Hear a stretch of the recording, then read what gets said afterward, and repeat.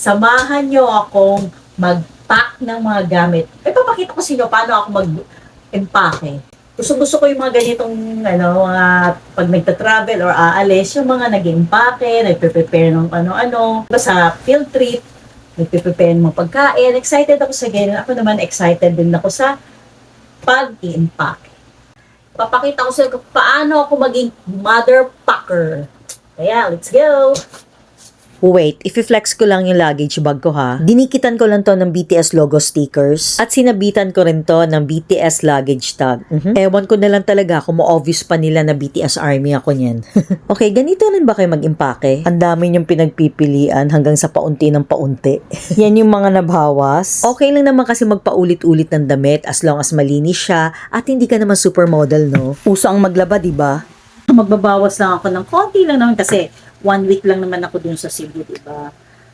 Bihira naman ako gumamit ng toner, pero alam mo naman, minsan umaalis-alis, maalikabok, hindi natin maiwasan na maano yung skin, diba? Good for 1 week lang. Hindi na nga 1 week, kasi hindi naman ako masyadong gumagamit nito eh. Pag napagtripan ko lang. Okay na to. Print ko lang dito. Yan, nakalagay. Sunscreen. Actually, pwede ko naman siyang dalhin para hindi na maglilipat-lipat. Kaso nga, bulky. Tsaka, dagdag din siya sa 7 kilos lang yung hand carry ko. Kaya, ayan, okay na to. Okay na to. Hindi naman ako madalas gumamit ito. Syempre, pag summer, mainit ngayon, at baka gumala ako. At least may protection yung Tesla ko, di ba? Next naman, itong petroleum jelly. Bakit ang may petroleum jelly? Wala lang, bet ko lang.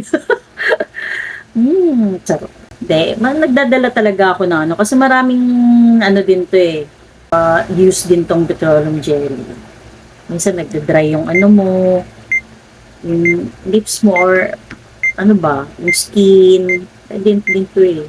Meron akong pouch ng dito nakalagay yung mga toiletries ko. Ayan, may lotion, maski hindi naman ako naglo-lotion. Tapos toothpaste, shampoo. Hindi na ako nagdala ng sabon at maraming shampoo kasi hindi naman bundok ang pupuntahan ko. Pwede ka naman dun na bumili. Dagdag bagahe lang yan eh. Tapos nandyan yung toothbrush at suklay. Syempre, para pagkatapos maligo, suklay na agad. At dyan ko na rin nilagay yung parang tiger balm. Sa isang pouch ko naman, ito naman yung mga medicine kinamit ko.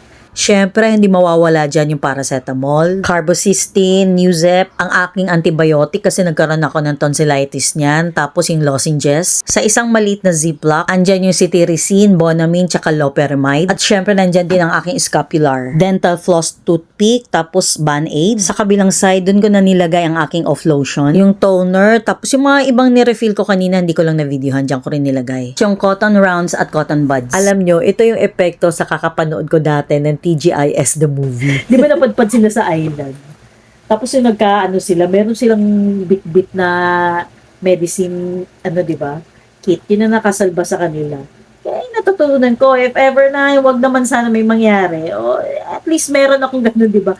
Tapos, ano ba tawag ito? Sa ngipin, wala lang, magkaroon ka lang ng tinga dun sa isla. Tapos yun ulit.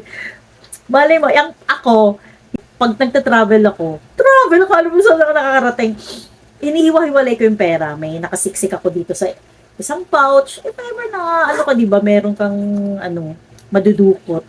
Panty liners, if ever na, alam mo naman talaga, may white nets pa. Meron din ako nito, isang pouch. Pag tumatanda ka na, medyo kung may mga kumakati-kati na sa likod, meron kang bit-bit ng ganito. Di ba, parang lang siyang ballpen o sa yellow basket yan. Char. Dito ko naman nilalagay yung mga accessories ng mga gadget or whatever. Kagaya ng earphone, tapos yung charger ng handheld fan. Itong power bank, pwede ko siyang ilagay dyan or di kaya sa sling bag or sa luggage bag. Dapat kasi ang dadalhin ko ay yung isang power bank. Kaso mabigat yon at ayokong maabala pagdating ko sa airport. Nasa 25 mAh kasi yun. May bagong guidelines kasi yung mga airlines ngayon. Kagaya ng power bank restrictions, may mga limit na. Bawal na yung power bank na nag-e-exceed sa 160 watt-hour. As per ka-up yun ha. Tapos yan, nilagay ko na ang aking charger ng cellphone, ang aking Bluetooth headphone. Pinag-iisipan ko pa kung ilalagay ko dyan sa pouch na yan or dun na lang sa aking sling bag. Ang laki ng problema ko, no? Dyan din nakalagay yung charger ng smartwatch. Tapos ang aking handheld fan. Alam nyo, hilong-hilo na talaga yung power bank ko dyan.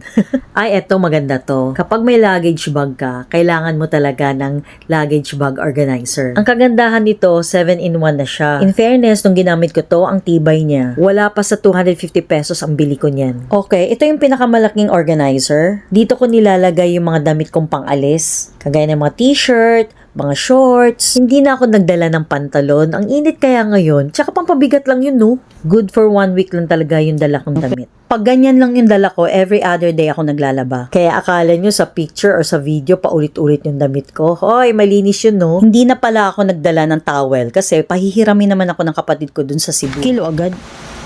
Okay. Diyos ko, ito pa lang. 1.4, ano na.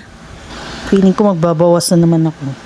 Sa second organizer ko, dito ko naman nilagay yung mga pambahay ko na t-shirt or sando. O diba nakasegregate sila? Organize yan, tingnan. Dito naman sa isang organizer, dito ko ilalagay ang mga pambahay ko na shorts, pajama, tapos yung balabal. Sa mga followers ko na Merlat, pag nagta-travel kayo, wag na kayo magdala yung classic na panty. Ganito yung bilhin nyo kasi light lang siya. Dahil syempre manipis, hindi siya bulky. Nagdala lang ako ng 8 pieces. Pero tingnan nyo naman yan, ang nipis lang. Pwede naman na kasing maglaba dun eh.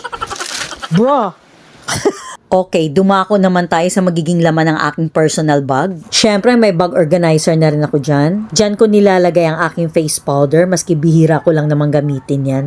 Pang salamin lang talaga ang purpose ko dyan. Eto namang perfume, bigay to sa akin ng classmate ko nung elementary na si Ching. Hi, my loves! Buhay pa siya. Dinala ko to, maski hindi ako mahilig magpabango. Malay mo, bigla ako mga may cracklings. Tapos, yung lipstick. At dahil kumikilay is life ako ngayon, nagdala ako ng eyeliner. Wala ganito lang ako ka low maintenance. Okay, hindi ako mahilig sa malalaking wallet or tamad lang talaga ako magdala. Gusto ko lang yung ganyan, yung kasya sa pocket. Matagal na yan sa akin pero marami na kaming pinagsamahan yan. May mga bakas pa nga ng mga pintura eh. Tapos yung power bank. Tapos nakita ko tong mist ba ito? Mukhang kailangan ko yan dahil di ba mainit ang panahon ngayon. I-spray mo lang yan sa fest lock mo. Syempre ang aking Therapafe. Hindi ko makalimutan yan. At ang aking din, kasangga. Ang aking inhaler. Ito, syempre. Kailangan natin yan. Pamunas, panyo. Dito ko inilalagay. Ito ang aking shades. Tapos pinagsama ko na lang yan. Balot ko na lang ang aking salamin dito. Yan. Pagsamahin lang yan sila. Hindi naman sila mag-aaway. Yun, ito pala. Tapos dito ko na nilalagay yung cellphone. Ganon. Yan. Ito naman ang alternative ko sa neck pillow. Medyo bulky yun, di ba? Ito parang bag lang siya, foldable. Bubuksan mo lang. Ayan, tara! Tapos ilagay mo lang dun sa leeg mo. Ayan. Tapos pwede kita sumandal. Di kaya pag ayaw mo ng maliwanag, di ba? Kung napaaga ka or delayed yung flight mo, sandal ka lang dun sa upuan sa airport, pahinga ka lang, ganun. Ngayon, kung ayaw mo siyang gamitin, di isabit mo lang siya sa bag or sa luggage bag. Ito yung charging port niya. Ito yung sa loob, tapos dyan mo ilalagay yung power bank. Iaangat mo lang yung handle, tapos buksan mo lang, ayan na yun. Tapos charge mo na yung cellphone mo. Tapos syempre, isasara mo rin yan, baka mabasa. Pamali mo, umulan. Tapos ito pa, meron siyang cup holder. At syempre, kailangan yung safety ng bag nyo. Meron dapat siyang TSA lock. Nauso na naman ngayon yung laglag bala ha. Basta yung ibang piniflex ko dito, nasa showcase ko lang yan. Ay, nagdala pala ako ng chinelas or sandals dyan. Paborito ko yan, kaya wala akong pakialam kung paulit-ulit yung nakikita yan sa akin.